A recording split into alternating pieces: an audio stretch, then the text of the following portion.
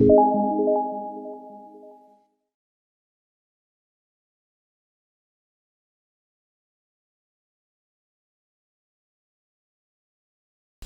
very good morning, all of you, all the participants, people who are continuing joining with us, जो हमारे बराबर जुड़े हुए हैं, देख रहे हैं, समझ रहे हैं, and all warm welcome you, welcome back. तो आज हम लोग नए टॉपिक के साथ में जुड़ने जा रहे हैं, उसकी कई लेटेस्ट नॉलेज फुल है और वो आज भी कनेक्टेड है हमारे एजुकेशन सिस्टम से।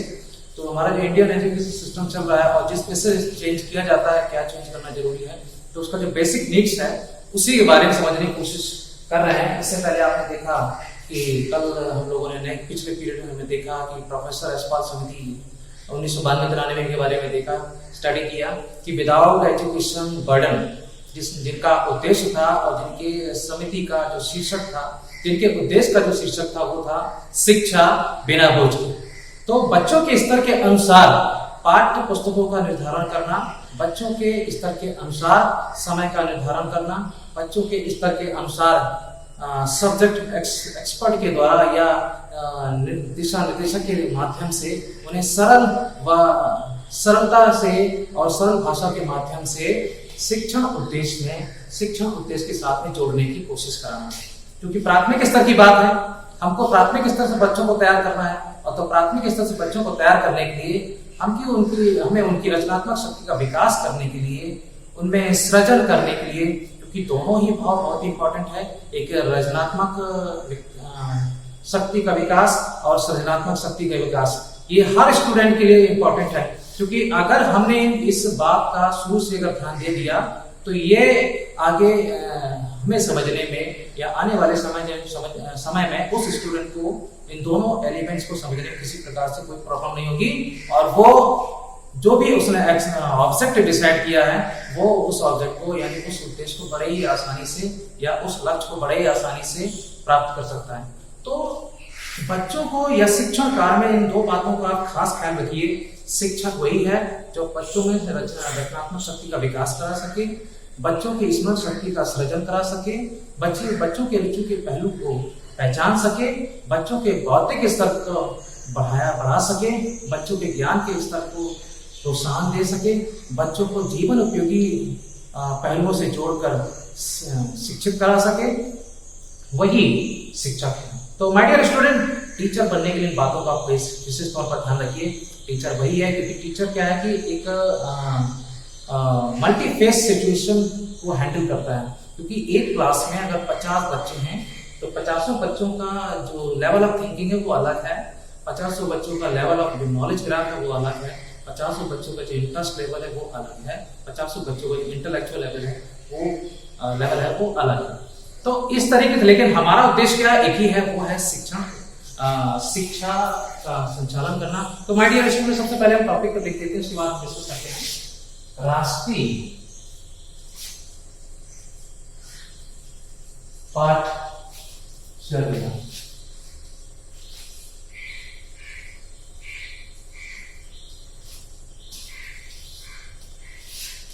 राष्ट्रीय पाठ्यचर्या या नेशनल करिकुलम फ्रेमवर्क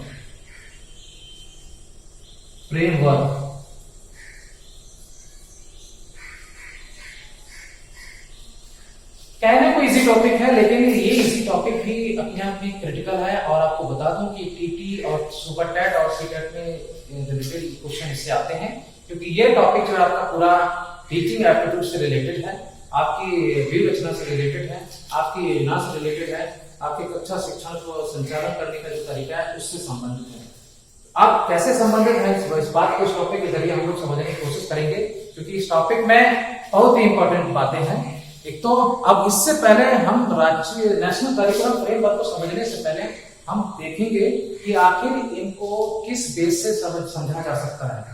तो एक तो आपने पहले देखा कि बच्चों के दृष्टिकोण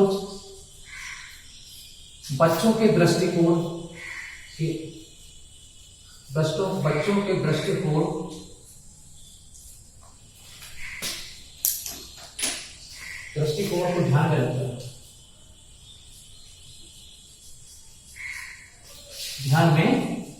रखकर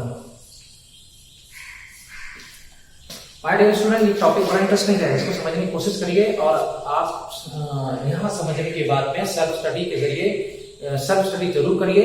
और ये टॉपिक बहुत इंपॉर्टेंट है, आपके फर्दर कॉम्पिटिशन से रिलेटेड है और फर्दर कॉम्पिटिशन में जरूर आएंगे कि एनसीएफ क्या है। क्वेश्चन आ सकता है, what is the full form of NCF? National curriculum framework. NCF किससे संबंधित है? तो आप कह सकते हो कि शिक्षण उद्देश्य से संबंधित है, शिक्षण उद्देश्य को गतिशील कराने से संबंधित है। और तो नेक्स्ट पॉइंट, दूसरे पॉइंट हम देखेंगे।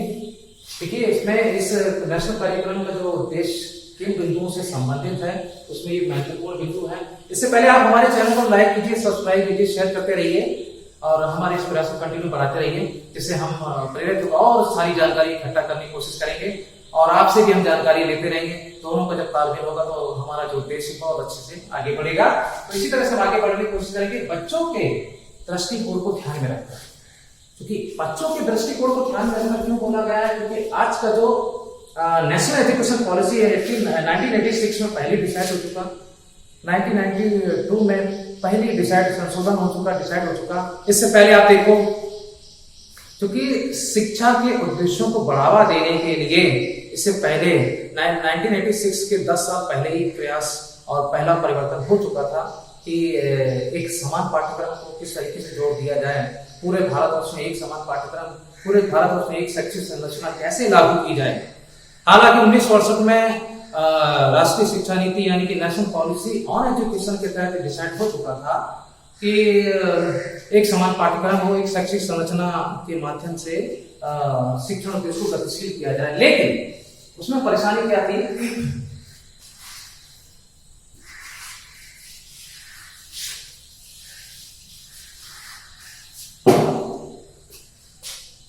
लेकिन उसमें क्या परेशानी थी कि बच्चों को हित का ध्यान नहीं रखा गया, यानी बच्चों के हित को ध्यान देना थोड़ा सा अवॉइड किया गया, बच्चों के हित को ध्यान में नहीं रखा गया। बात जरूर हुई थी कि बच्चों का शारीरिक विकास, मानसिक विकास और सभी पहलुओं का विकास कराना है, तब हम कह सकते हैं, क्योंकि उद्देश्य क्या था? सर्वांगीण विकास कराना। तो सर्वांगीण विकास तभी संभव है जब सारे पहलुओं को जोड़कर उनका अध्ययन कराना, उनका नेतृत्व करना, चाहे वो सामाजिक हो, चाहे वो मानसिक हो, चाहे वो शारीरिक हो या तो नैतिक हो, चारों पहलुओं के माध्यम से उनका सर्वांगीण विकास कराना। तो ये बात, ये जो है विषय पूरी तरह से लागू गतिशील नहीं हो पाया था। क्यों?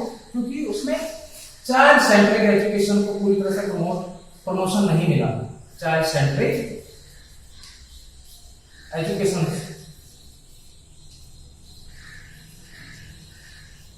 फ्रेमवर्क को पूरी तरह प्रमोशन नहीं मिला। चाइल्ड सेंट्रिक एजुकेशन फ्रेमवर्क यानी कि बच्चों के हित का ध्यान में नहीं रखा गया और बाकी सभी विषयों को जोड़कर बात हुई। बाकी सभी विषयों को शिक्षण उद्देश्य से जोड़ा गया। देखा गया कि अगर हमें भारतवर्षों को शिक्षित करना है तो सभी भाषाओं के माध्यम से, सभी विषयों की सहायता से हम शिक्षण उद्देश्य को गतिशील कर सकते हैं।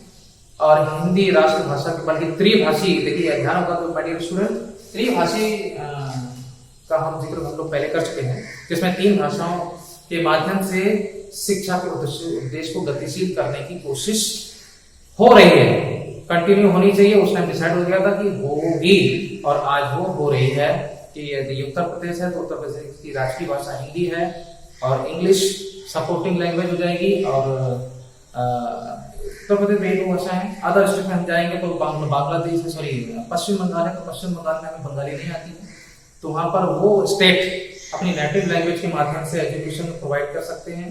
दूसरी बात है नेशनल लैंग्वेज की मदद से यानी कि राष्ट्रभाषा के माध्यम से, हिंदी भाषा के माध्यम से भी पब्लिश कर सकते हैं, ऑब्जेक्ट को पब्लिश कर सकते हैं, बुक्स को पब्लिश कर सकते हैं।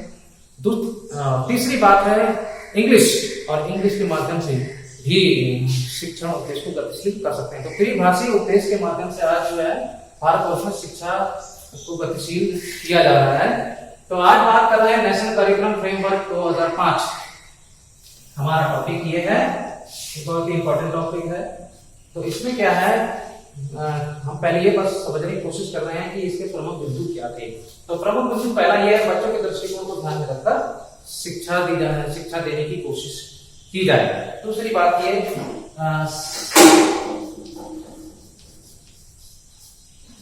शिक्षण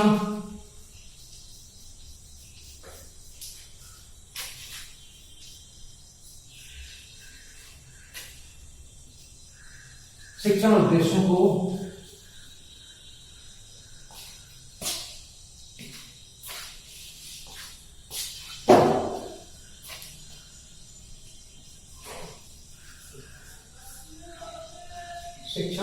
को नवीन आयाम के रूप में लिया जाए, नवीन आयाम के रूप में लिया जाए।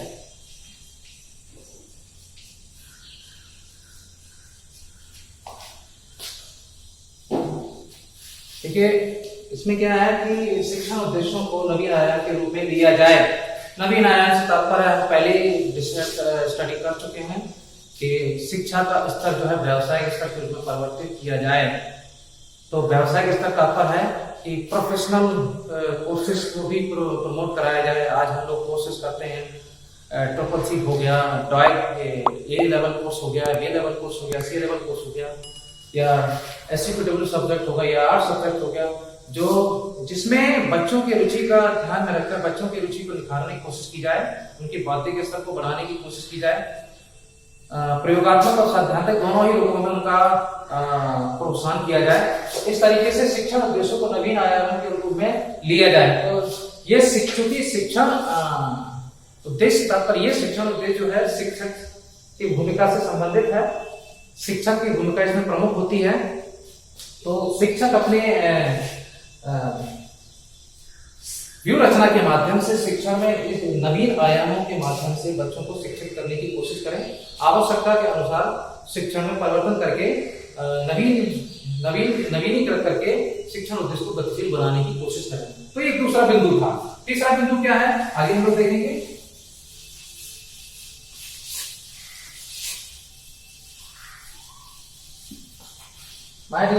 जो भी योजनाएं बनी हैं, पूर्व निर्धारित योजनाओं की समीक्षा करके उनकी रिपोर्ट या उनके निष्कर्ष के आधार पर नई योजनाओं का अनावरण होता रहा है, स्वतंत्र भारत के बाद में और इससे पहले भी देख सकते हो।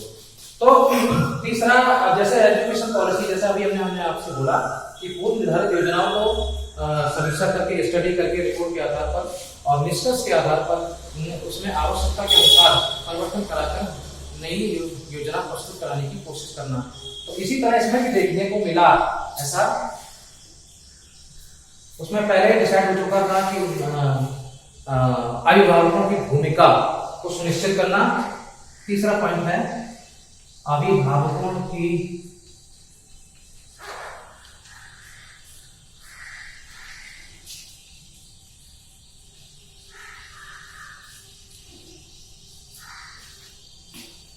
भूमिका को स्थान दिया जाए।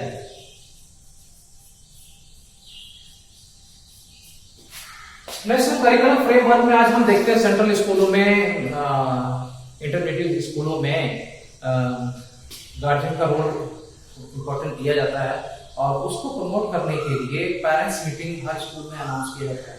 और वो इंटरमीडिएट स्कूल की बात नहीं है, बल्कि डिग्री कॉलेज में भी आप देखने को मिलता है। स्टूडेंट, हर गार्जियन अपने बच्चे को प्रमोट करने के लिए पहले वो टीचर से काउंसलिंग करते हैं। काउंसलिंग करने के बाद में जब वो सेटिस्फाई हो जाते हैं वहाँ की कंडीशन से, उसके बाद में अपने बच्चे को उस इंस्टीट्यूट से जोड़ने की कोशिश करते हैं। और अगर आप दूसरी तरफ देखें तो जैसे ही वो उस इंस्टीट्यूट में बच्चा पढ़ने लगता है, उसके बाद में एक्टिविटीज होती है जहाँ पर बच्चे की फैमिली को भी इन्वाइट किया जाता है और आवश्यकता के अनुसार वो जो है इंटरफेयर कर सकते हैं। तो सेंट्रल स्कूलों में पेरेंट्स मीटिंग होती है जिसमें अभिभावकों का दिशा उनकी भूमिका को भी आवश्यक स्थान के रूप में देखा जाता है। उनकी भूमिका की भी समीक्षा की जाती है। और क्योंकि वो जो गार्जियन होते हैं बाहर से आते हैं और टीचर क्या है उस इंस्टीट्यूट में है और गार्जियन बाहर से आए हैं, तो शायद कुछ नई बात लेकर आए हैं। तो ये हमें ध्यान में रखना है कि बच्चों को आगे बढ़ाने के लिए गार्जियन के बातों को भी समझना चाहिए। तो अभिभावकों की भूमिका को स्थान दिया जाए। चौथा पॉइंट है शिक्षक और शिक्षार्थी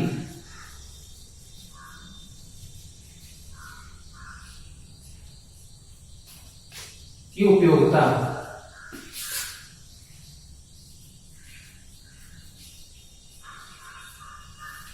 शिक्षक और शिक्षार्थी की उपयोगिता है, क्योंकि एक इंस्टीट्यूट में हमारा जो ऑब्जेक्ट यानी उद्देश्य गतिशील होता है वो होता है ट्राई सिस्टम के अकॉर्डिंग, यानी कि क्योंकि हमको टीचिंग कराना है, तो टीचिंग कराने के लिए हम आप टीचर हैं तो हम टीचिंग हमारा उद्देश्य है शिक्षण कार्य कराना, शिक्षण कार्य संपादित कराना।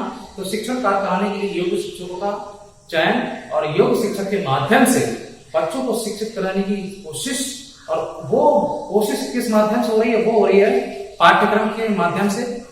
तो पाठ्यक्रम के माध्यम से उनको शिक्षित कराने की जो कोशिश हो रही है, तो उसमें उद्देश्य क्या है कि शिक्षा का ज्ञान का आदान प्रदान कराना। तो दोनों की उपयोगिता रहती है, संस्थान के उद्देश्य को गतिशील कराना।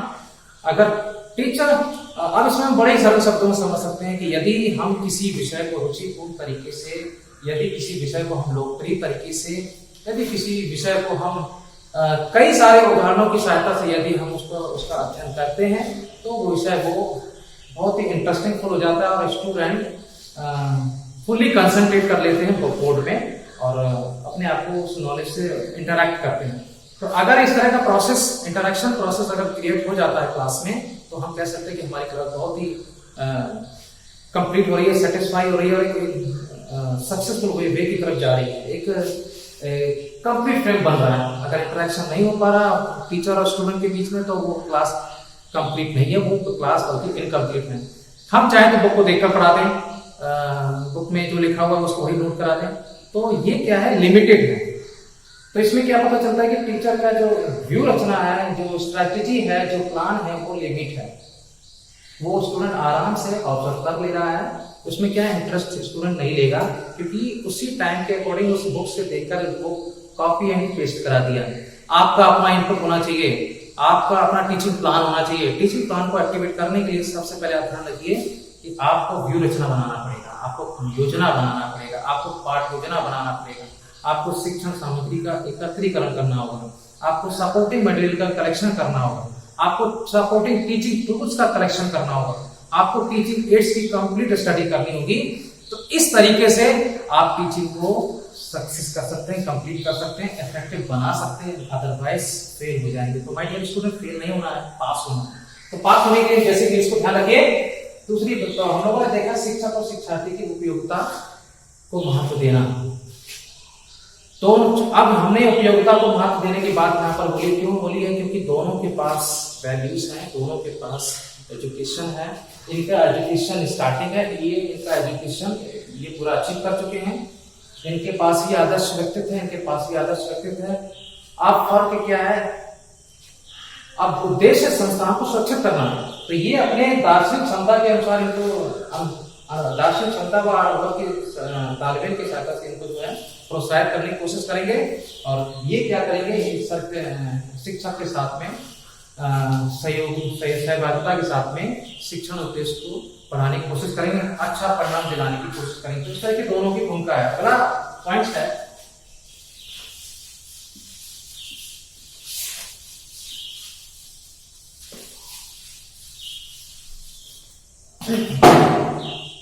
My dear students, national curriculum framework 2005 यानी कि राष्ट्रीय पाठचर्या पाठ्यक्रम 2005, सॉरी यहाँ पर लिखा ही नहीं पाठ्यक्रम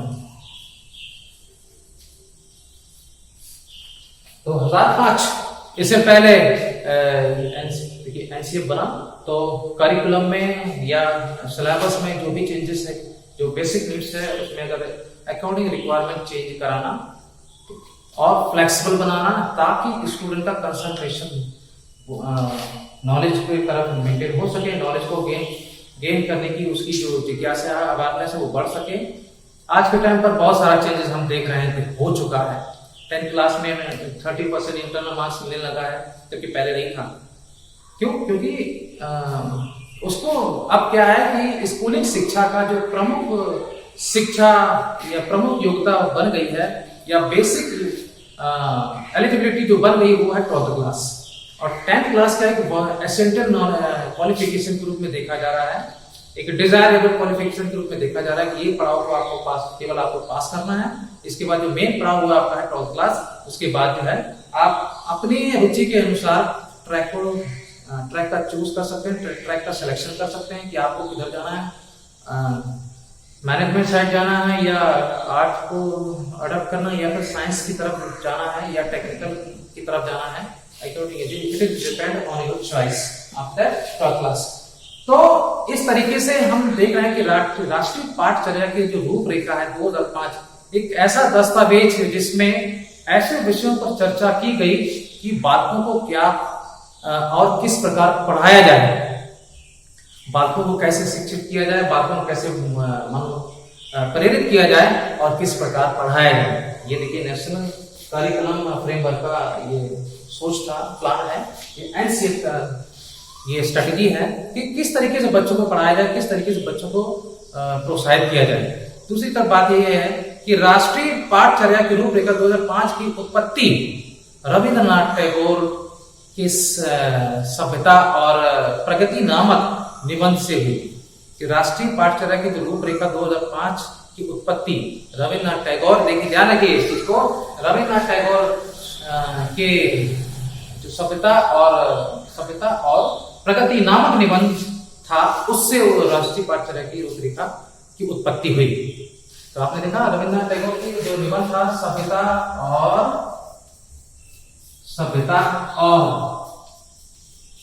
प्रगति।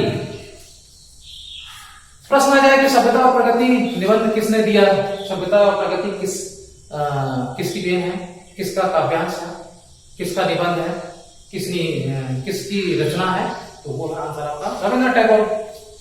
तो आपको ये मालूम चला कि एनसीएफ जो आया है, एनसीएफ की जो उत्पत्ति हुई वो इसकी सभ्यता और प्रगति, क्योंकि देखिए सभ्यता और प्रगति दोनों इंपॉर्टेंट वर्ड है। तो सभ्यता क्या है कि भारत की प्राचीन और आधुनिक भारतीय सभ्यता का अध्ययन करने के बाद में नया निष्कर्ष, नया परिवर्तन किया जा रहा है, नया आवश्यकता के अनुसार परिवर्तन किया जा रहा है।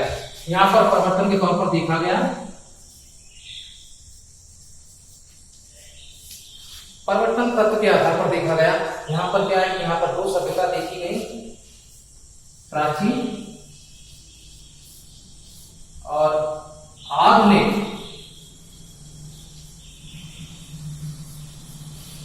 दूसरा एक पॉइंट है प्रोग्रेस या प्रमोट या प्रमोशन। तो नेक्स्ट स्टेप में प्रमोशन कैसे दिया जाए, तो इस निबंध के आधार पर राष्ट्रीय पाठचर्या की उत्पत्ति हुई, राष्ट्रीय पाठचर्या पाठ्यक्रम की उत्पत्ति हुई। आगे हम लोग देखते हैं कि और क्या क्या बातें जानने लायक हैं, ऐसे बहुत सारी बातें आपको मिलेंगी। देखिए ध्यान से, तो राष्ट्रीय पाठचर्या की रूपरेखा 2005 के अनुसार स्कूली शिक्षा पाठ्य पुस्तक केंद्रित ना होकर बाल केंद्रित हो। देखिए यहाँ पर एक बात हो गई कि, और यही प्रमुख बिंदु भी था कि पाठ्य पुस्तक में केंद्रित ना होकर बाल केंद्रित हो। क्यों बोला? पाठ्य पुस्तक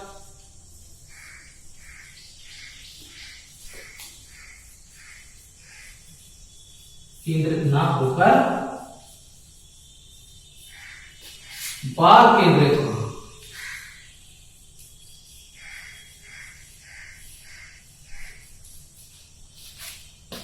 बच्चों को प्रमोट करने के लिए आप नेशनल एजुकेशन पॉलिसी और संशोधित राष्ट्रीय शिक्षा नीति और प्रोफेसर यशपाल समिति के रिपोर्ट, और चूंकि इस एनसीएफ के जो बना था, एनसीएफ का जो अध्यक्षता हुई थी, दिशा निर्देशन हुआ था, वो भी प्रोफेसर यशपाल के दिशा निर्देशन के आधार पर हुआ था। तो पाठ्य पुस्तक केंद्रित ना होकर बाल केंद्रित किया जाए। तो मतलब क्या है कि बच्चों को प्रमोट करने के लिए उनको सबसे पहले उनके अंदर इंटरेस्ट को मॉडिफाई करना होगा, इंटरेस्ट को आइडेंटिफाई करना होगा। इसके बाद में जो है अपने उद्देश्य को गतिशील कराना होगा। तो पाठ्य पुस्तक से केंद्रित ना होकर बाल केंद्रित किया जाए। यदि स्टूडेंट कंफर्ट फील नहीं कर रहा है, सरल भाषा देखिए, बच्चा तभी कंफर्ट फील कर सकता है जब उसे आप रुचि के पहलू के आधार पर शिक्षण कार्य को या शिक्षा के उद्देश्य से जोड़ने की कोशिश करेंगे, तब वो बच्चा ध्यान केंद्रित करा लेगा और जागरूक होने की कोशिश करेगा। दूसरी बात यह है कि बच्चों को रुचि के पहलू का अध्ययन करने के लिए आप उसके रुचि से संबंधित शिक्षण उपकरणों की उपलब्धता अगर करा लेते हैं तो आपका शिक्षण कार्य प्रभावी होगा। यदि आप शिक्षण उपकरण उपलब्ध नहीं करा पाते हैं, कलेक्शन नहीं कर पाते हैं, तो फिर आपकी टीचिंग जो है इनकम्प्लीट हो जाएगा, इफेक्टिव नहीं हो पाएगा। और तीसरी बात यह है कि बच्चा जो है, बच्चों का ध्यान केंद्रित कराने के लिए आपको उनकी आवश्यकता के अनुसार आपकी व्यू रचना में परिवर्तन भी करना होगा। हम कह सकते हैं कि किसी भी परिभाषा, किसी विषय को समझने के लिए, किसी टॉपिक को समझने के लिए आपके पास उस टॉपिक से रिलेटेड कई एग्जाम्पल होना चाहिए कि शायद पूरी, क्योंकि एक क्लास में जितने भी बच्चे होते हैं सबका मेंटल एबिलिटी अलग होता है, सबका आईक्यू लेवल अलग होता है, सबका नॉलेज ग्राफ अलग होता है, सबका इंटेलेक्चुअल लेवल अलग होता है। तो सबका समझने का तरीका अलग होता है। कुछ लोग जल्दी समझ जाते हैं, कुछ लोग थोड़ा देर से समझ लेते हैं। तो इस तरीके से इस बात को समझने के लिए उनकी रुचि के पहलू के आधार पर आवश्यकता के अनुसार परिवर्तन करके उनको प्रेरित करने की कोशिश करना, और एक तभी पॉसिबल होगा। आज हम लोग देख रहे हैं, आज के टाइम पर जो 2020 चल रहा है, इसमें आप देख रहे हैं, इससे पहले आपने देखा कई सारी योजनाएं शामिल हो चुकी। साक्षरता मिशन चल रहा है जिसमें सभी को साक्षर करने की कोशिश कराना, सह शिक्षा को प्रमोट कराना। हाँ, इसमें भी यही बात है, एनसीएफ का जो प्रमुख बिंदु है सह शिक्षा को बढ़ावा देना। तो नवीन जो योजनाएं चल रही है उसमें नवीन शिक्षा नीति के तहत जो है सह शिक्षा को बढ़ावा देने की कोशिश करना। इसमें क्या होता है कि जो प्रतियोगिता होती है, इसमें दो पहलुओं के माध्यम से ज्ञान निकलता है और पीक पॉइंट पर वो नॉलेज क्षण कराती है, नॉलेज निकलती है। तो वो जो है सह शिक्षा का कंप्लीट रिजल्ट होता है। अगर को एजुकेशन नहीं होगा, एक ही पहलू के माध्यम से या एकल विद्यालय में एक ही वर्ग अगर शिक्षित हो रहा है, और तो हम उसमें रिजल्ट का वो रिजल्ट जो है वो संस्थान तक ही सीमित है, या हम बाहर जाके उसको व्यावसायिक रूप से जोड़ नहीं सकते। और अगर सह शिक्षा है, दो वर्ग में गर्ल्स बॉय दोनों बैठ के स्टडी कर रहे हैं, पढ़ रहे हैं, तो हम व्यावसायिक शिक्षा के रूप में उनको जोड़ सकते हैं, तो हम प्रोत्साहित कर सकते हैं। तो पाठ्य पुस्तक के जितना होकर बात केंद्रित हो, बच्चों की सुलभता को ध्यान में रखा जाए। सुविधा दाता, अब शिक्षक की जो भूमिका होती है वो सुविधा दाता के रूप में देखी जाए। देखिए, इसे प्रबल बिंदु है शिक्षक की भूमिका।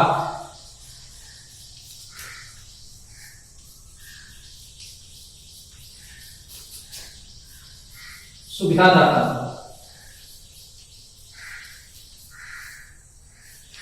यानी कि मल्टीलिंग्विज्म,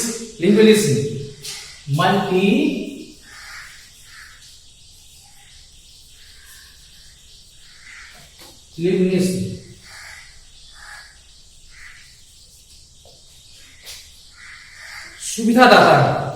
तो बच्चों को हित में, बच्चा जो है ध्यान केंद्रित कराने के लिए अपने आप में कंफर्ट फील कर सके, उसकी बैठने की व्यवस्था अच्छी हो और उसका वेंटिलेशन हो, रूम ऐसा हो कि जिसमें वो सरल और सुविधा महसूस कर सके। तो इस तरीके से बच्चों पाठ्य पुस्तक केंद्रित ना होकर बाल केंद्रित हो, सभी पहलुओं से जोड़कर देखना पड़ेगा, तभी हम उनको शिक्षित कर पाएंगे, तभी हम शिक्षण कार्य को प्रभावी बना पाएंगे। तो इस तरीके से आगे आप देखेंगे राष्ट्रीय पाठचर्या की रूपरेखा 2005 का अनुवाद संविधान की 8वीं अनुसूची में दी गई भाषाओं में भी किया गया है। चूंकि स्वतंत्र भारत की बात है, भारत का पूरी तरह से अधिकार है, तो विभिन्न प्रांत में अलग अलग संस्कृति हैं, अलग अलग भाषाएं हैं, अपनी अपनी भाषाओं के माध्यम से राज्य जो है शिक्षा उद्देश्य को गतिशील करा रहा है। और अगर आप राष्ट्रीय शिक्षा नीति 1986 के 10 साल पहले देखिए, यानी 1976 में, उससे पहले आप देखें तो उसमें क्या था कि राज्य सूची अलग अलग विधानसभाएं थी, अलग अलग विधान परिषद थी, तो अलग अलग विधानसभाएं जो हैं, अलग अलग राज्य जो हैं, अपने ही दिशा निर्देशों में शिक्षण उद्देश्य को गतिशील करा रहे थे। तो पूरे भारतवर्ष में एक शैक्षिक संरचना लागू नहीं हो पा रही थी, एक पाठ्यक्रम नहीं चल पा रहा था, क्योंकि अलग अलग राज्यों के अपनी अपनी योजनाएं थी, तो अपनी अपनी योजनाओं के आधार पर शिक्षण उद्देश्य को गतिशील करा रहे थे। तो 1976 में 86वें संशोधन के अनुसार राज्य सूची या विधान जो व्यवस्था थी, इसको खत्म करके राज्य सूची खत्म करके समवर्ती सूची के रूप में परिवर्तित किया गया। शिक्षा के उद्देश्य को गतिशील करने के लिए राज्य सूची को रोककर समवर्ती सूची के रूप में परिवर्तित किया गया। 1976 में ये एक शैक्षिक संरचना को लागू करने के लिए, एक समान पाठ्यक्रम को लागू करने के लिए, बढ़ावा देने के लिए राज्य सूची को खत्म करके समवर्ती सूची को प्रमोट किया गया। आगे इस तरीके से हम देखेंगे, और जो आज भी चल रहा है, जिसमें किसी भी राज्य की बात है, तो किसी भी राज्य में शिक्षा गतिशील होती है तो उसमें केंद्र सरकार का पूरी तरह से इंटरफेयर रहेगा, और योजनाएं दोनों की योजनाओं की समीक्षा की जाएगी। यदि केंद्र सरकार की योजना सरल व उपयोगी है तो राज्य सरकार की योजना को रोक दिया जाएगा और केंद्र सरकार की योजना को आगे बढ़ाया जाएगा। यदि सपोर्टेबल है तो राज्य सरकार की योजना को भी शामिल किया जाएगा योजना में, और केंद्र सरकार की योजना भी शामिल रहेगी। लेकिन केंद्र सरकार का पूरी तरह से वो जो संचालन होगा वो केंद्र सरकार का होगा। तो इस तरीके से 8वीं अनुसूची में जितनी भी भाषाएं दी गई हैं, तो उन्हीं के माध्यम से एनसीएफ के जो उद्देश्य था प्रमोट कराना। तो इस तरीके से एनसीएफ 2005 के जो गठन था, जो उद्देश्य था, वो प्रोफेसर यशपाल की अध्यक्षता में हुआ। राष्ट्रीय पाठ्यक्रम की रूपरेखा 2005 मार्गदर्शी सिद्धांत। अब हम लोग थोड़ा सा आगे देखते हैं, अध्ययन करेंगे मार्गदर्शी सिद्धांत, यानी कि राष्ट्रीय कार्यक्रम फ्रेमवर्क का जो मार्गदर्शी सिद्धांत था, जो लॉ थे, जो उन्होंने बिंदु बनाए थे, उस पर और थोड़ी सी चर्चा करते हैं। तो मार्गदर्शी सिद्धांत, मार्गदर्शी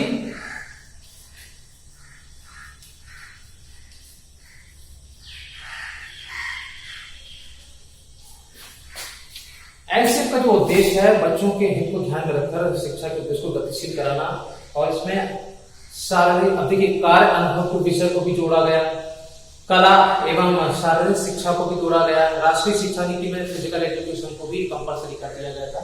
और अभी जो हमारे खेल मंत्री है किरण रिजिजू, माननीय किरण रिजिजू ने, उन्होंने भी कहा है कि शारीरिक शिक्षा वैकल्पिक विषय ना होकर एक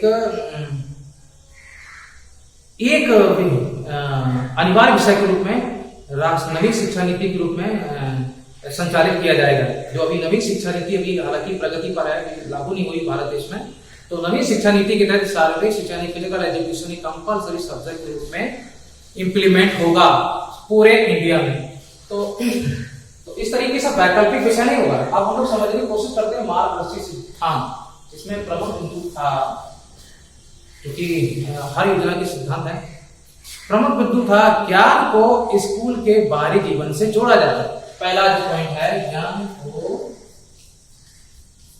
ज्ञान को स्कूल से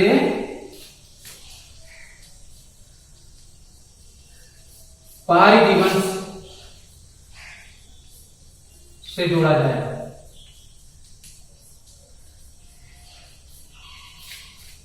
यानी कि स्टूडेंट जो है उस इंस्टीट्यूट से ही लिमिट नहीं है, स्टूडेंट कहीं भी सीख सकता है। अगर अब जब स्टूडेंट इंस्टीट्यूट से रिलीव होता है इवनिंग असेंबली के बाद में, जब वो डिसमिशन होकर उससे निकलते हैं, तो शायद वो जब जा रहे हैं तो शायद चलते चलते भी किसी गाइड से कांटेक्ट करके या कोई सब्जेक्ट नॉलेज उनको मिल सकती है, या घर में जाकर सेल्फ स्टडी के माध्यम से, या लाइब्रेरी के माध्यम से, या किसी सब्जेक्ट एक्सपर्ट के माध्यम से जो है नॉलेज को गेन सकते हैं। तो इस उद्देश्य को बढ़ावा देने के लिए ज्ञान को स्कूल से बाहरी जीवन से जोड़ा जाए। तो बच्चों को जो कि शिक्षा की परिभाषा है उसमें ये भी दिया है कि जीवन उपयोगी परिणामों से भी दृष्टिगत कराना। तो दृष्टिगत कराने के लिए बच्चों को व्यवसाय, अब देखिए व्यवसाय शिक्षा का जो उद्देश्य है वो ये है कि स्टूडेंट उस संस्थान तक सीमित ना होकर बाहरी संस्थान या प्रतियोगिता के माध्यम से, देखिए यहाँ पर, स्कूल से बाहरी जीवन से जोड़ा जाए। अगर हम कहीं बाहर खेलने जाते हैं, कोई प्रतियोगिता में शामिल होना चाहते हैं, जहां पर एक स्थान पर कई स्कूल आते हैं, कई विद्यालय आते हैं, और कई विद्यालयों में जो विद्यार्थी होते हैं सभी का एबिलिटी अलग है, सभी का इंटरेस्ट अलग है, सभी का इंटेलेक्चुअल लेवल अलग है, सभी की क्वालिटी अलग है, सभी की स्किल्स अलग है। तो हमें वहां पर सीखने को मिलता है एक बाहरी स्किल्स, बाहरी कौशल का अध्ययन हम करते हैं, बाहरी तकनीक का अनुभव हमको मिलता है, बाहरी नॉलेज का भी मिलता है, और वो जो नॉलेज का ट्रांसफरेशन होता है वो व्यावसायिक शिक्षा का ही प्रारूप है। तो इसलिए बोला गया ज्ञान को स्कूल से बाहरी जीवन से जोड़ा जाए, यानी कि बच्चों का समग्र विकास कराना है। बच्चों का अगर सर्वांगीण विकास कराना है तो प्रत्येक पहलू से जोड़कर देखा जाए, सामाजिक पहलू हो या शारीरिक पहलू हो, मानसिक पहलू। सामाजिक पहलू इसमें देखा गया तो सामाजिक पहलू के आधार पर स्कूल से बाहरी जीवन से जोड़ा जाए, यानी कि हम कह सकते हैं कि knowledge should be linked to the outdoor life of school. दूसरा पॉइंट है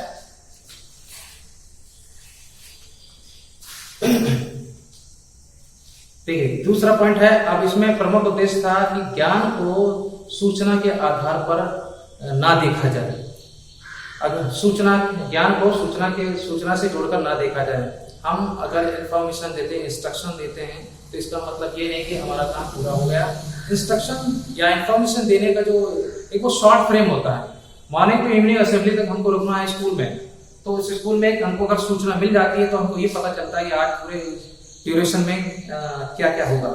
और अगर हम ये तरफ एक दूसरी तरफ ये सोचते हैं कि हमने इन्फॉर्मेशन दे दी है, स्टूडेंट समझ जाएगा, पढ़ लेगा, तो ये कंप्लीट फ्रेमवर्क नहीं है। तो एनसीएफ का जो फ्रेमवर्क है उसको आपका जो आपने स्टार्टिंग में जो डायरेक्शन दिया है, तो उस डायरेक्शन को आप कंप्लीट टीचिंग नहीं कह सकते, नॉलेज का ट्रांसमिशन नहीं कर सकते। इसमें जिसमें बच्चा इंटरेक्ट हो रहा है तो इस तरीके से वो तो इन्फॉर्मेशन तक ही सीमित रखा जाए, ना कि नॉलेज के रूप में देखा जाए। तो एक सूचना के तौर पर देखा जाए, किसी भी प्रकार की सूचना को ज्ञान मानने से बचा जाए। Study should be freed from the rote system.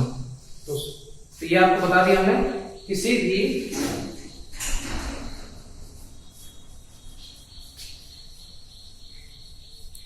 प्रकार की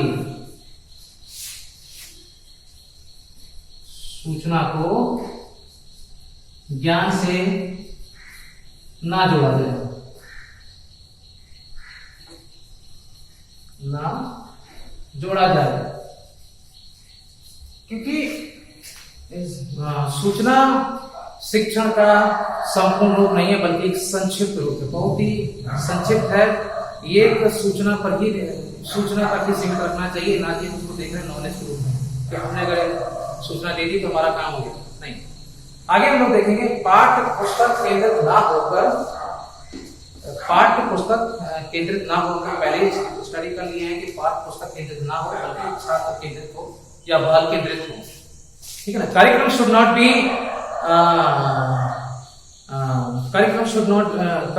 not be text book centred, either should be child centred. अगला पॉइंट हम देखें, विद्यालय में दी जाने वाली शिक्षा को विद्यालय में दी जाने वाली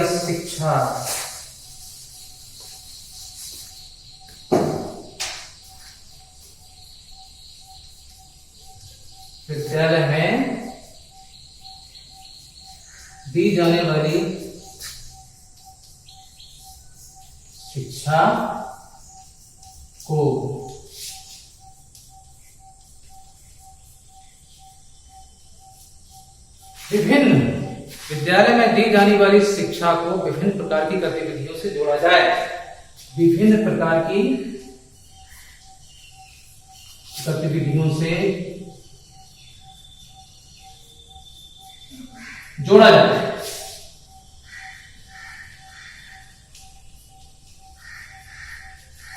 बच्चों के हित में ध्यान में रखकर यदि हमें शिक्षा या ज्ञान देना है तो किसी एक पहलू को ध्यान में रखकर हम उद्देश्य को पूरा नहीं कर सकते हैं। बच्चों का अगर समग्र विकास करना है, बच्चों की रुचि का अगर अध्ययन करना है, बच्चों के बौद्धिक स्तर का अध्ययन करना है, बच्चों के ज्ञान को बढ़ाना है, तो हमें उनको बढ़ाने के लिए प्रत्येक पहलू से जोड़कर देखना होगा।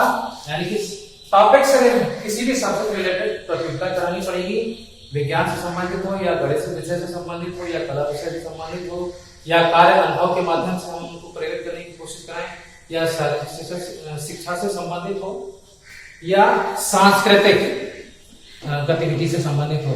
तो प्रत्येक पहलू को, प्रत्येक विषय को प्रोत्साहित करने के लिए संबंधित प्रतियोगिता का आयोजन कराना और उनकी रुचियों को निखारने के लिए सांस्कृतिक कार्यक्रमों से आयोजन कराना, सांस्कृतिक कार्यक्रमों से जोड़ना। तो विद्यालय में दी जाने वाली शिक्षा को विभिन्न प्रकार की गतिविधि से जोड़ा जाए। हम लोग इंस्टीट्यूट में पढ़ते हैं तो जो संस्थान के अंदर कंपटीशन होती हैं तो उसको कहते हैं इंटरजोनल कंपटीशन। यदि हम बाहर कहीं कंपटीशन फेस करने जाते हैं किसी दूसरे इंस्टीट्यूट से, कई सारे इंस्टीट्यूट में, हम अब उसका भी एक फ्रेमवर्क होता है, उसका भी प्लान होता है और उसका भी एक टास्क होता है, रिजल्ट होता है। वो होता है स्टेट लेवल चैंपियनशिप या district level championship, district level tournament या district level competition, state level competition, national level competition, international level competition या एशियन लेवल कंपटीशन। तो इस तरह कई सारे कंपटीशन है। तो इसको प्रमोट करने के लिए, वहां तक पहुंचने के लिए आप इंस्टीट्यूट से ही स्टार्टिंग करते हैं। ये टीचर की रेस्पॉन्सिबिलिटी है कि यही इंस्टीट्यूट में जैसे हम पढ़ा रहे हैं तो वहीं से ही स्टार्टिंग करते हैं। प्रत्येक विषय को जोड़कर हम उनको प्रोत्साहित करने की कोशिश करेंगे, वो संबंधित गतिविधियों का आयोजन कराएं। आगे देखते हैं हम लोग।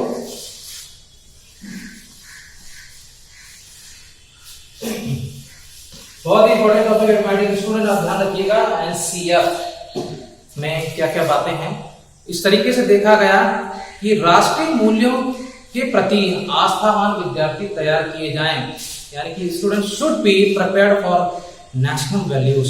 Student should be prepared for national values. आप क्योंकि स्टूडेंट का जो स्तर है, हम राष्ट्र तक सीमित ना होकर, किसी राज्य तक सीमित ना होकर, राष्ट्र तक सीमित ना होकर, अंतरराष्ट्रीय गतिविधियों से भी दृष्टिगत कराने की कोशिश करेंगे। तो इसलिए इसमें बोला गया है कि राष्ट्रीय मूल्यों के प्रति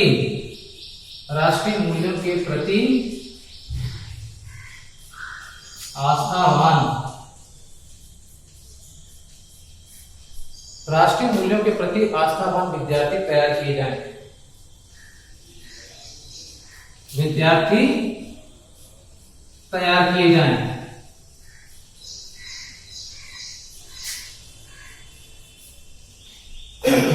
हमको राष्ट्रीय स्तर पर, देखिए हम स्टेट में अगर हैं तो सबसे पहले हम राज्य तक सीमित नहीं है, पूरे राष्ट्र तक सीमित है। हम अंतरराज्यीय प्रतियोगिता में शामिल कराकर उनको प्रोत्साहन करा सकते हैं।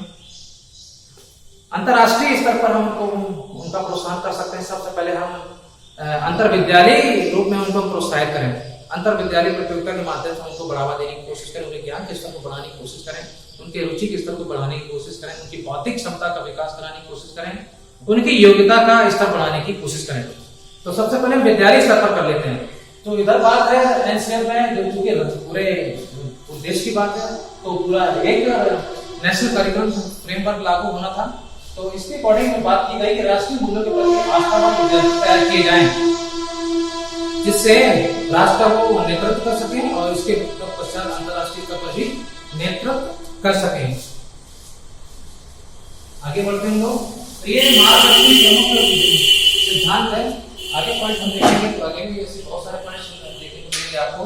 आगे पॉइंट है कि विद्यार्थियों को दी जाने वाली शिक्षा में शिक्षण सूत्र, जैसे विद्यालय में दी जाने वाली शिक्षा में शिक्षण सूत्र। अब जैसे हम लोगों ने पहले शिक्षण सूत्रों के बारे में पढ़ा होगा, शायद आपको याद होगा, संश्लेषण से विश्लेषण की ओर, सरल से जटिल की ओर।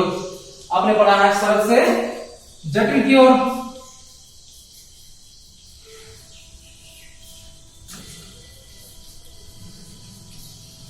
वैसे तो टीचर को टीचिंग स्टार्ट करने से पहले एक प्लान होता है, उसका सेल्फ प्लान होता है, सेल्फ स्ट्रेटेजी होती है।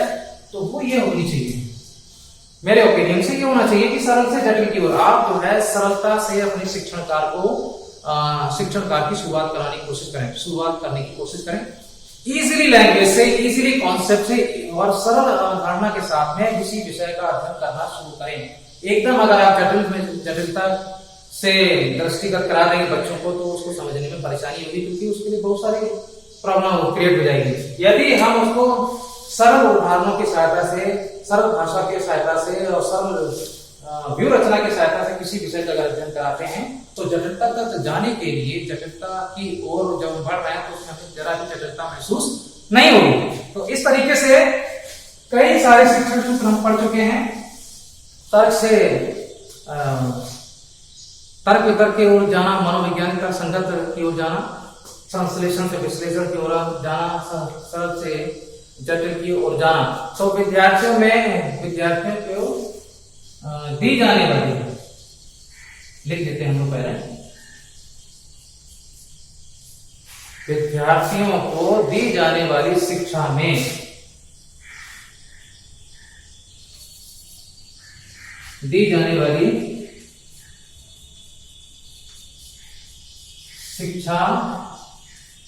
में सरल सूत्रों जैसे सरल सूत्रों के माध्यम से स्टडी कराइए। सरल से जटिल की ओर, ठीक है। तो आप क्या है, अब दूसरी बात यह है कि हमें उनको जो चीज उस प्रेजेंट टाइम में हम उसको दे रहे हैं, डिलीवर कर रहे हैं, नॉलेज डिलीवर कर रहे हैं, तो वो पूरी तरह से डायरेक्टली उसको स्टडी कर रहा है, समझ रहा है। और जो हम नहीं, जिस नॉलेज को हमें समझना जरूरी है, जो हमारी नॉलेज हमसे दूर है, वहां तक पहुंचने के लिए हम किसी तरीके से उसको वहां पर लेके जाएंगे। तो वहां ले जाने के लिए हमने देखा ज्ञात से अज्ञात की ओर, जैसे ज्ञात से अज्ञात की ओर, अज्ञात की ओर, ज्ञात से अज्ञात की ओर। मान लीजिए हमारे पास ये प्रोजेक्ट है, चार्ट पेपर है, या हमारे पास टीचिंग मटेरियल है, तो इसके माध्यम से हमको एक्सप्लेनेशन तो देनी ही देनी है, लेकिन फिर भी फ्यूचर में अगर हम इसका और क्लियरिफिकेशन करना है और उसको स्टडी करना है, तो इससे संबंधित जितने भी उदाहरण है, जो आवश्यक उदाहरण है, उनका एकत्रीकरण करके और उसको समझने की कोशिश करना। और ये तभी संभव होगा जब हम शिक्षा के स्तर को व्यवसायिक स्तर के रूप में जोड़कर देखेंगे। तो उस तरीके से शिक्षण उद्देश्य को गतिशील कराने के लिए हम शिक्षा के उद्देश्य को व्यवसायिक स्तर के रूप में गतिशील कराएंगे। तो इस तरीके से विद्यार्थियों को दी जाने वाली शिक्षा सरल सूत्रों जैसे ज्ञात से अज्ञात की ओर, और जैसे ज्ञात से अज्ञात की ओर, और मूर्त से अमूर्त की ओर।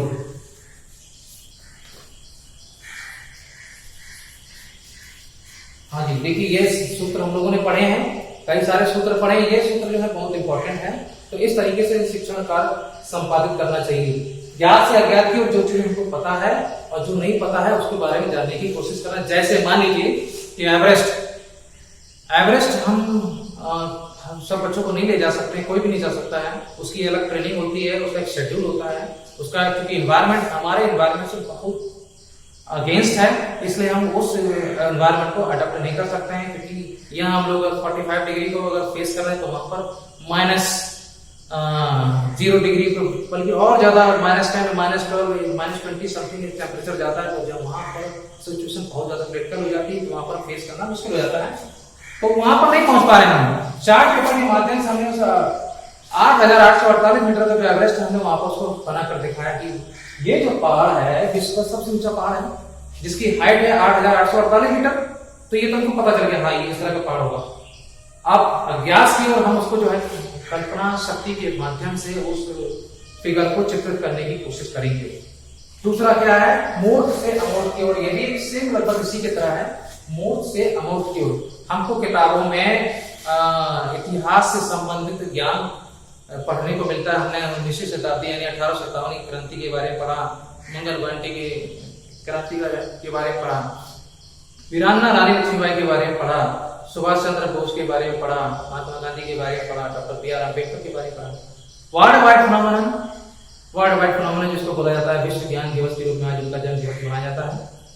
जो एक अनोखा स्कॉलर था, पूरे अनोखे स्कॉलर थे जो पूरे भारत में, पूरे विश्व में और पूरा विश्व जो है उनके ज्ञान को सराहता है। आज भी उनका ज्ञान अद्वितीय है, उनके ज्ञान उनके योगदान को हम इग्नोर नहीं कर सकते, बल्कि उनके योगदान से आज हमारे भारत देश का संविधान चल रहा है और हमारा भारत देश का संविधान सुरक्षित है। भारतीय संविधान से हमारा पूरा भारतीय जो अर्थव्यवस्थाएं हैं, जो योजनाएं हैं, उसके अनुरूप ही चल रही है। तो मूल से मूल की तात्पर्य यह है कि जो हम किताबों में देखते हैं, आप देखिए कहीं कहीं स्कूलों में टूर को भी शामिल कराया जाता है। टूर की उपयोगिता के रूप में देखा जाता है कि शिक्षण कार्य को गतिशील कराना है, शिक्षण कार्य को सृजनात्मक के रूप में देखना है या रचनात्मक के रूप में देखना है, तो टूर का इंपॉर्टेंस है। भ्रमण शिक्षा की उपयोगिता है। तो जो हमने किताबों में देखा, ताजमहल को हमने किताबों में देखा, तो अगर हम उसको आक्राम चीजें लेके जाते हैं, बच्चों को दिखाते हैं, तो फिर मुंह से अमूल पे जो उन्होंने देखा था, आज वो हम उसको स्पर्श करने की कोशिश कर रहे हैं, छूने की कोशिश कर रहे हैं, किस तरह का बना हुआ, क्या क्या कलर लगे हुए हैं, या लाल किला है या आमेरगढ़ जयगढ़ किला है।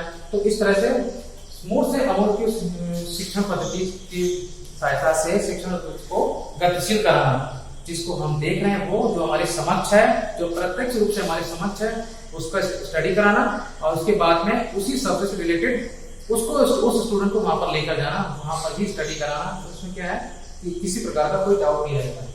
इस तरीके से राष्ट्रीय पाठ्यक्रम की ये जो है मार्गदर्शी सिद्धांत है, इसके आधार पर जो है भारत वर्ष में, भारत देश में शिक्षा के उद्देश्य को गतिशील किया जा रहा है। स्टूडेंट एनसीईआरटी पाठ्यक्रम 2005 के बारे में और ये मार्गदर्शी सिद्धांतों का हम लोग अध्ययन कर रहे हैं।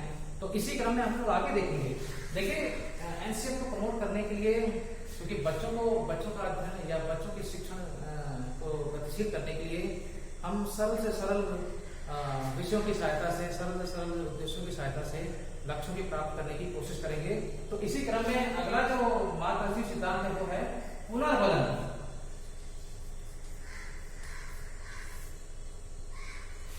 पुनर्बलन का प्रयोग, जैसे सजा व पुरस्कार। पुनर्बलन का प्रयोग जैसे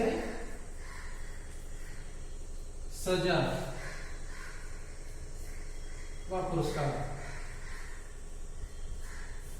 ठीक है स्टूडेंट, हम लोग जो पढ़ते हैं, अभी पढ़े हैं, आप लोग पढ़ रहे हैं, तो अगर इस ड्यूरेशन में, क्योंकि टीचर आपके लिए लीडर है, आप ध्यान रखिए इस बात का कि शिक्षक सबसे अच्छा नेतृत्व करता होता है, शिक्षक से अच्छा लीडर नहीं है। तो इनके पॉइंट्स को और इनके ऑब्जेक्टिव को हमको फॉलो करना होगा, इनके दिशा निर्देशन में हमको चलना होगा। तो इस तरीके से शिक्षक आवश्यकता के अनुसार आपको प्रोत्साहित करने के लिए पुनर्बलन सिद्धांत की मदद से आपको सजा और पुरस्कार के रूप में प्रोत्साहित करते हैं। कभी कभी हम इसको जो है पनिशमेंट को हम नेगेटिव तौर पर ले लेते हैं, क्योंकि हमको हर भरी क्लास में हमको पनिशमेंट कर दिया तो हमारा कोई वैल्यू नहीं रहा। तो इसका मतलब ये नहीं कि आपका जो क्वालिटी है, आपका जो स्किल है वहीं पर ब्रेक हो गया। इसका मतलब ये नहीं कि आपका नॉलेज ग्राफ का इग्नोर किया जा रहा है। उसका मतलब ये है कि आपको रिकंसंट्रेट कराने के लिए किस इजीली एक मेथड है, जो टीचर का स्ट्रेटेजी प्लान होता है कि एक स्टूडेंट से बाकी स्टूडेंट डिस्टर्ब हो सकते हैं। तो इस तरह से उस स्टूडेंट को वार्निंग दी जाती है और आवश्यकता के अनुसार उसको पनिश भी करना जरूरी होता है, जिससे उसका 45 मिनट का ड्यूरेशन जो है ब्रेक ना हो और एकदम बना रहे। तो इस तरीके से सजा हुआ पुरस्कार। तो डियर स्टूडेंट, कभी ऐसा सिचुएशन अगर आपको फेस करना पड़ जाए तो डोंट हेजिटेट, आप इस तरीके आप डाइवर्ट ना हो, डोंट डाइवर्ट। तो इस तरीके से आप इस पनिशमेंट को कुछ समय के लिए अडॉप्ट कर लीजिए, इस वार्निंग के रूप में देखिए कि ये हमको सचेत करने का एक संक्षिप्त प्रारूप है। और वो इसके बाद में पुरस्कार, जैसे पुनर्बलन का प्रयोग, जैसे सजा व पुरस्कार। इसमें क्या है, सजा व पुरस्कार दी जाती है। किसी टॉपिक को स्टडी करने के लिए, टॉपिक के तक पहुंचने के लिए टीचर को उस टॉपिक को स्टडी करने के लिए कई सारे एग्जाम्पल का मैनिपुलेशन की सहायता से, कई सारे एग्जाम्पल का मैनिपुलेशन करने के बाद में जोड़ तोड़ करके कई सारे उदाहरणों के माध्यम से उसको स्पष्टीकरण देना, उसका अध्ययन कराना। तो अध्ययन कराने के लिए आप प्रश्नावली विधि की सहायता से आप शिक्षण उद्देश्य को गतिशील करने की कोशिश करते हैं। प्रश्नावली विधि, शिक्षक वही है जो प्रश्नावली विधि की सहायता से विषय का अध्ययन करा ले, तो वो टीचर है। अगर प्रश्नावली क्वेश्चनर मेथड को शामिल नहीं करते हैं। डियर स्टूडेंट, प्रश्नावली विधि किसने दी और इसको किस नाम से जानते हैं? प्रश्नावली विधि सुकराती ने दिया। हाँ, ये सुकराती विधि के नाम से जानी जाती है। तो ये जरूरी है। तो हम लोग प्रश्नावली विधि, आप आने वाले भविष्य में शिक्षक बनेंगे, आपको आने वाले भविष्य के रूप में शिक्षक के रूप में देखा जा रहा है। तो आने वाले भविष्य में इस बात को ध्यान में रखिए। तो पुरस्कार क्या मतलब है कि बच्चों को प्रोत्साहित करने के लिए सजा व पुरस्कार दोनों का महत्व है। आवश्यकता के अनुसार सजा दीजिए और पुरस्कार दीजिए। अगर हम ज्यादा पुरस्कार देने लगे तो क्या है कि वो एक टाइम वो होता है कि शुरुआत में तो वो इंट्रिंसिक या बाप प्रेरणा के रूप में देख रहा है कि हमको प्रोत्साहन मिल रहा है। यदि हम क्वेश्चन करने के बाद में क्लास में क्वेश्चन करते हैं और उस ड्यूरेशन में कोई स्टूडेंट हैंड रेज करता है या बताना चाहता है, तो इतनी कक्षा है कि वो आपके टीचिंग प्लान से फुल्ली कनेक्टेड हो रहा है, अवेयर है, अटेंशन फुल है, फुल्ली कंसंट्रेट है, तो आपको उसको तुरंत रेज करना होगा और उसके आंसर को अडॉप्ट करना है। यदि आंसर आपके क्वेश्चन से टच हो रहा है और सेटिस्फाई आप हो रहे हैं, तो आप उसको उसी समय रेनफोर्समेंट के थ्रू उसको जो है मोटिवेट करिए, प्रोत्साहित करिए। हाँ, आप उस दो तरीके से, कई तरीके से मोटिवेट कर सकते हैं, इंडिकेशन मेथड के द्वारा या स्पर्श के द्वारा या किसी कमेंट्स के द्वारा। 3 तरीके से आप उसको मोटिवेट कर सकते हैं। और अगर आप स्टूडेंट को ज्यादा ही पुरस्कार देने लगे तो इस तरीके से क्या होगा कि फिर वो क्लास बोरिंग होने लगेगी। वो स्टूडेंट आएगा तो इजी है, कोई प्रॉब्लम नहीं। टीचर को हमको मोटिवेट कर ही देंगे, टीचर को हमको हर बार अवार्ड देंगे। तो इस तरीके से ये एनसीएफ का उद्देश्य है। इस तरीके से आपको शिक्षण उद्देश्य को गतिशील कराना है। अगला है सह शिक्षा।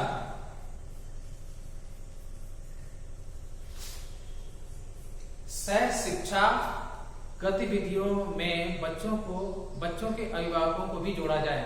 सह शिक्षा गतिविधियों में बच्चों के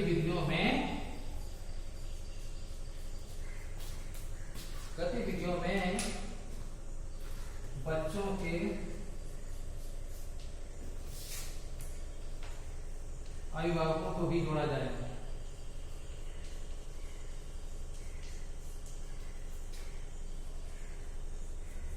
जोड़ा जाए।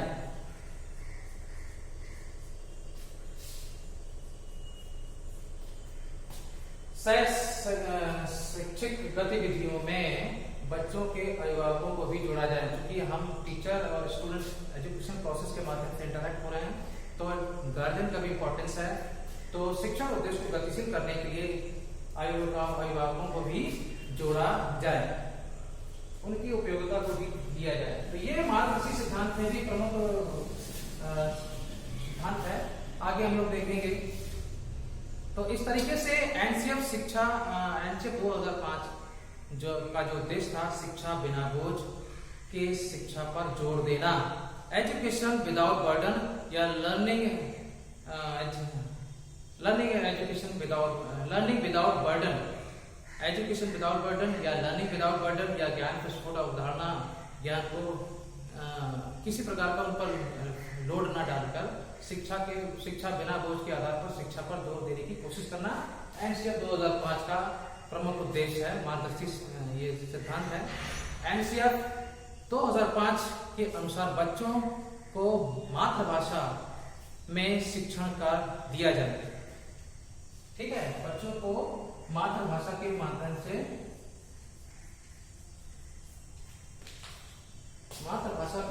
से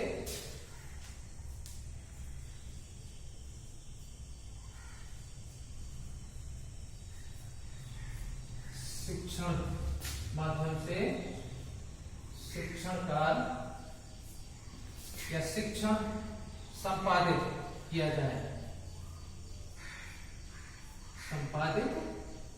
जाए।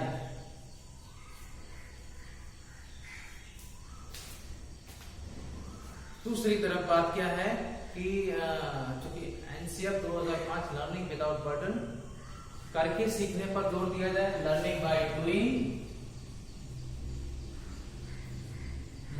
डूइंग, इसको प्रमोट करने के लिए आपको बेसिक नीड के अकॉर्डिंग, आवश्यकता के अनुसार, आधारभूत आवश्यकता के अनुसार उनके लिए अधिगम की परिस्थितियों का निर्माण करना होगा और अधिगम के उद्देश्यों के साथ में उनको प्रोत्साहित करना होगा। ये जिसका उद्देश्य लर्निंग बाय डूइंग, करके सीखने पर जोर देना।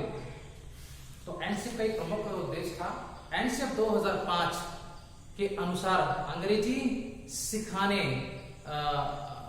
सिखाना और साथ साथ उनको बहुभाषावाद बनाने के रूप में देखना, क्योंकि इंग्लिश क्या है, नेशनल ही नहीं बल्कि इंटरनेशनल लेवल में भी हम इंटरेक्ट हो सकते हैं। भारत में भी ऐसे कई राज्य हैं जहां पर इंग्लिश का अच्छा खासा चलन है। आप कर्नाटक पहुंच जाएंगे, आपको कन्नड़ नहीं आती है, आप केरला पहुंच जाइए, आपको वहाँ मलयालम नहीं आती है, तो वहां पर आप इंग्लिश के माध्यम से वहां की पीपल्स या वहां के लोगों से you can easily interact between each other. आप एक दूसरे से बड़े आसानी से इंटरैक्ट हो सकते हैं, बातचीत कर सकते हैं। गोवा स्टेट है, वहां पर हिंदी भाषा का कम चलन है, तो वहां पर भी आप बड़े इजीली से इंटरैक्ट हो सकते हैं। तो अंग्रेजी भाषा के माध्यम से भी शिक्षा देने की व्यवस्था की जाए, क्योंकि बहुभाषावाद के रूप में अंग्रेजी देखी जा रही है। ये किसी राज्य तक सीमित नहीं है, ये किसी राष्ट्र तक सीमित नहीं, बल्कि अंतर्राष्ट्रीय स्तर पर भी, क्योंकि अंतर्राष्ट्रीय उद्देश्यों से जोड़ने की कोशिश कराना है आपको बच्चों को, वो भविष्य में कल्पना करनी है। तो अभी से अंग्रेजी भाषा के माध्यम से भी शिक्षा दी जाए। तो अंग्रेजी भाषा की उपयोगिता, अंग्रेजी भाषा की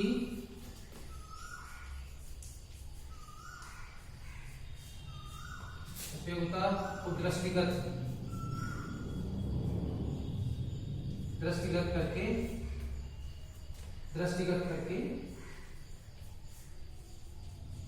बच्चों को प्रोत्साहित करना, बच्चों को प्रोत्साहित किया जाए,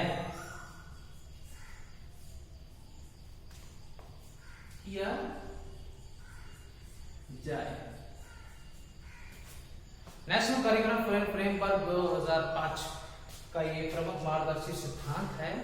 इंग्लिश यानी मातृभाषा के साथ साथ आपको इंग्लिश से भी एजुकेशन प्रमोट करानी है। तो अगर आप और इसको आज पार्लियामेंट में, संसद में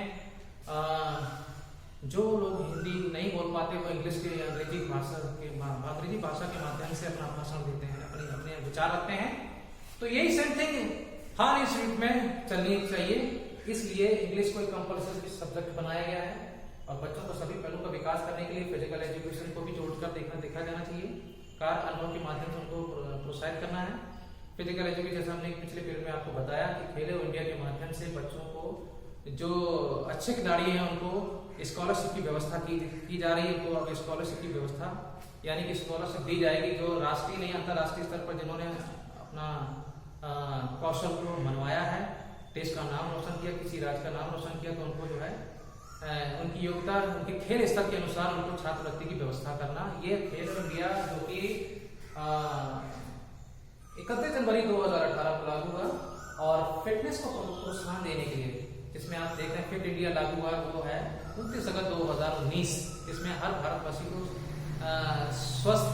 स्वच्छता के रूप में प्रोत्साहन देना है, यानी कि उनकी फिटनेस को भी, उनकी फिटनेस वैल्यू को भी प्रमोट कराना है, जिससे वे शारीरिक रूप से ध्यान केंद्रित कर सकें। तो खेलों के महत्व को भी देखा गया। तो इस तरीके से ये ऐसे के उद्देश्य से हम लोगों ने स्टडी किया कि बच्चों के दृष्टिकोण को ध्यान में रखकर शिक्षण के उद्देश्य गतिशील कराना, शिक्षा की भूमिका एवं शिक्षण के उद्देश्य के रूप में हमने देखा। शिक्षण में आवश्यकता के अनुसार सरल व उपयोगिता के तौर पर शिक्षण कार्य को संपादित कराना। तीसरी बात थी सक्रिय कक्ष प्रक्रिया के प्रति दृष्टिकोण, जो क्लास में एक्टिव मोड बनाने के लिए उसी तरह से हमारा व्यू होना चाहिए। तो नेक्स्ट पॉइंट है शिक्षण विधा के प्रति दृष्टिकोण। टीचिंग एड्स की जो भी हमारे टीचिंग एड्स है उन टीचिंग एड्स के माध्यम से क्लास को कंटिन्यू करना है। लास्ट इसके नेक्स्ट है भाषा शिक्षण। भाषा शिक्षण के माध्यम से शिक्षण कार्य को संपादित करना। गणित विषय व विज्ञान विषय व कार्य अनुभव या फिजिकल एजुकेशन सभी विषयों को जोड़कर शिक्षण कार्य को संपादित करना। तो डियर स्टूडेंट, ये था आज का टॉपिक राष्ट्रीय पाठ्यक्रम 2005 नेशनल यानी कि नेशनल करिकुलम फ्रेमवर्क 2005। बहुत इंटरेस्टिंग टॉपिक है। आई होप आपको बातें समझ में आई होगी। आप नोट करके रखिए, नोट करना और फिर से सब स्टडी करना। तो डियर स्टूडेंट, ये आज का हमारा टॉपिक था। तो और इस तरीके से आप हमारे अभी फिर से आप हमारे इस एफर्ट को लाइक कीजिए, शेयर कीजिए, सब्सक्राइब कीजिए।